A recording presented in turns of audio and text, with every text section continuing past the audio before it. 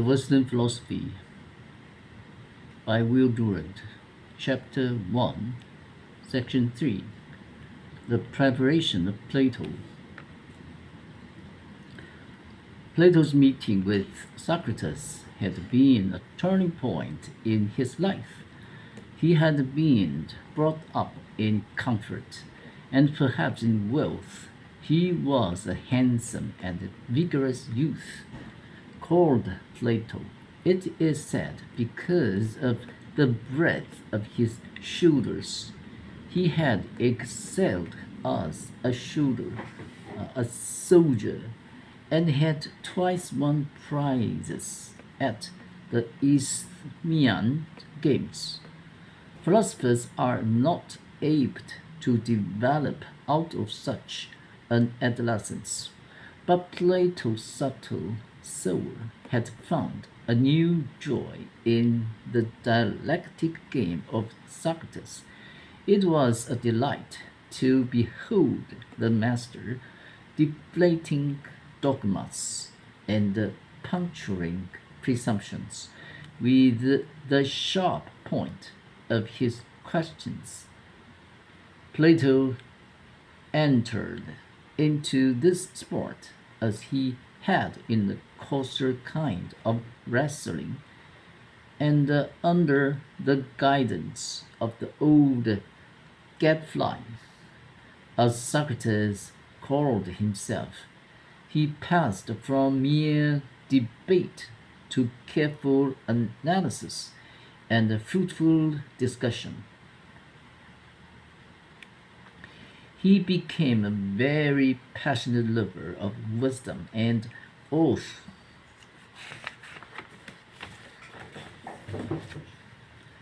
His teacher, I thank God, he used to say, that I was born Greek and not barbarian, free man and not slave, man and not woman, but above all, that I was born in the age of Socrates. He was 28 when the master died, and this tragic end of a quiet life left its mark on every face of the pupil's thought. It filled him with such a scorn of democracy, such a hatred of the mob, as even his aristocratic lineage and breeding had hardly engendered in him. It led him to a catatonic resolve that democracy must be destroyed to be replaced by the rule of the wisest and the best.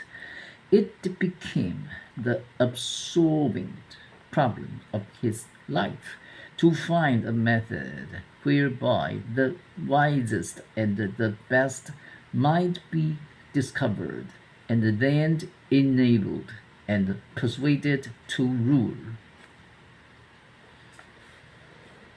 Meanwhile, his efforts to save Socrates had marked him out for suspicion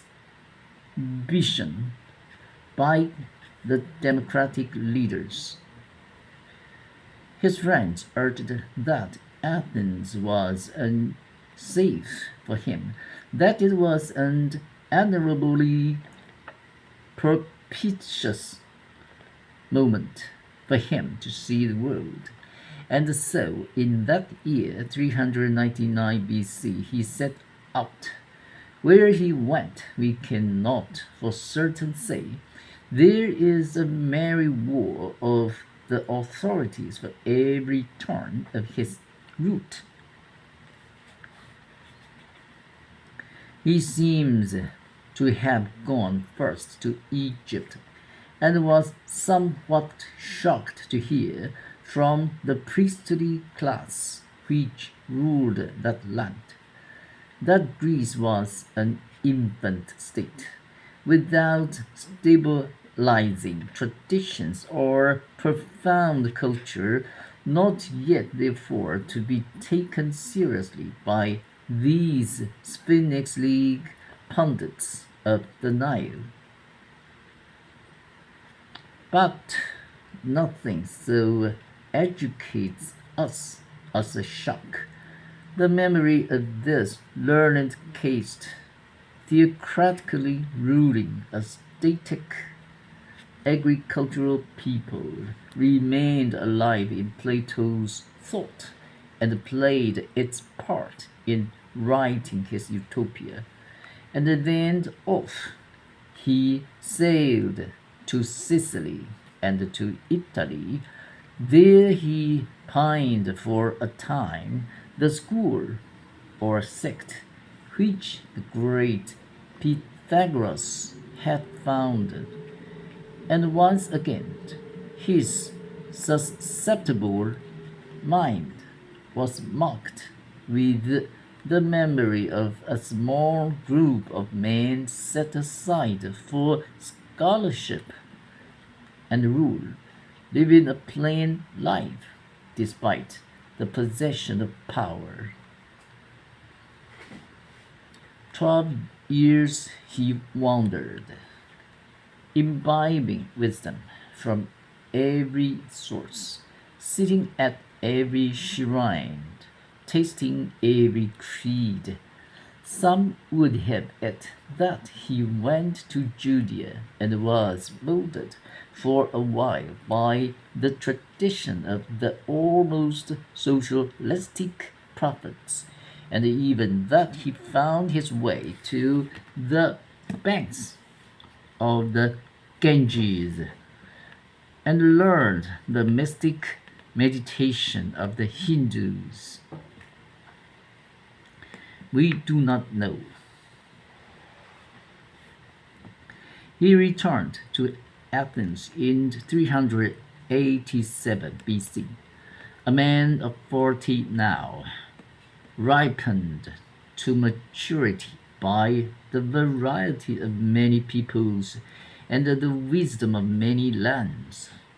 He had lost a little of the hot enthusiasms of youth, but he had gained a perspective of thought in which every stream was seen as a half truth, and the many aspects of every problem blended into a distributive justice to every facet of the truth.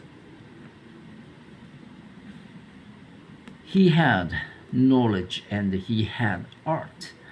For once, the philosophers and the poet lived in one soul, and he created for himself a medium of expression in which both beauty and truth might find room and play the dialogue.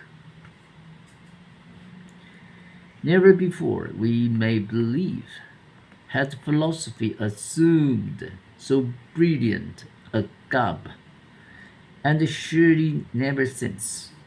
Even in translation, this style shines and sparkles and leaps and bubbles over. Plato says one of his lovers, Shelley, exhibits the rare union of close and subtle logic with the Pythian enthusiasm of poetry, melted by the splendor and harmony of his periods into one irresistible stream of musical impressions which hurry the persuasions onward as in a breathless career. It was not for nothing that the young philosopher had begun as a dramatist. The difficulty in understanding Plato lies precisely in this intoxicating mixture of philosophy and poetry, of science and art. We cannot always tell in which character of the dialogue the author speaks, nor in which form, whether he is literal or speaks in metaphor, whether he jests or is in earnest. His love of jest and irony and myth leaves us at times baffled. Almost we could say of him that he did not teach except in parables. Shall I, as an older person, speak to you as younger men in apologue or myth? Ask his Protagoras. These dialogues, we are told, were written by Plato for the general reading public of his day. By their conversational method, their lively war of pros and cons, and their gradual development and the frequent repetition of every important argument, they were explicitly adapted obscure, though they may seem to us now, to the understanding of the man who must taste philosophy as an occasional luxury, and who is compelled by the brevity of life to read as he who runs may read.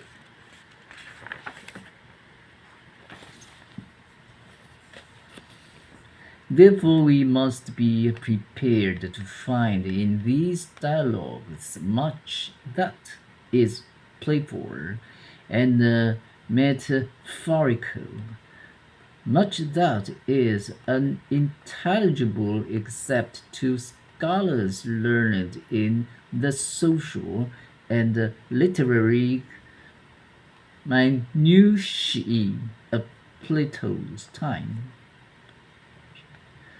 Much that today will seem irrelevant and fanciful, but might well have served as the very source and flavor by which a heavy dish of thought was made digestible for minds unused to philosophic fare. Let us confess, too, that Plato has in sufficient abundance the qualities which he condemns. He inveighs against poets and their myths, and proceeds to add one to the number of poets and hundreds to the number of myths. He complains of the priests who go about preaching hell and offering redemption from it for a consideration of the Republic 364. But he himself is a priest, a theologian, a preacher, a super moralist, a Savonarola, denouncing art and inviting vanities to the fire. He acknowledges Shakespeare like that comparisons are slippery, sophist 231, but he slips out of one into another and another and another. He contemns the sophist as phrase mongering disputants, but he himself is not above chopping logic like a sophomore. Fagwit parodies him. The whole is greater than the part. Surely, and the part is less than the whole. Yes, therefore, clearly, philosophers should rule the state. What is that? It is evident. Let us go over it again. But this is the worst that we can say of him, and after it is said, the dialogues remain one of the priceless treasures of the world. The best of them, the Republic, is a complete treatise in itself. Plato reduced to a book. Here we shall find his metaphysics, his theology, his ethics, his psychology, his pedagogy, his politics, his theory of art. Here we shall find problems reeking with modernity and contemporary savor, communism and socialism, feminism and birth control, and eugenics, Nietzschean problem of morality and aristocracy, Rousseauian problems of return to nature and libertarian education, Bergsonian Elan Vital, and Freudian psychoanalysis. Everything is here. It is a feast for the elite, served by an unstinting host.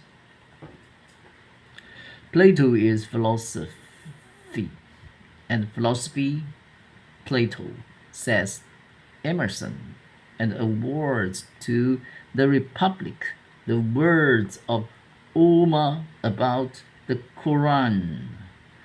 Burn the libraries, for their value is in this book. Let us study the Republic. This section is over.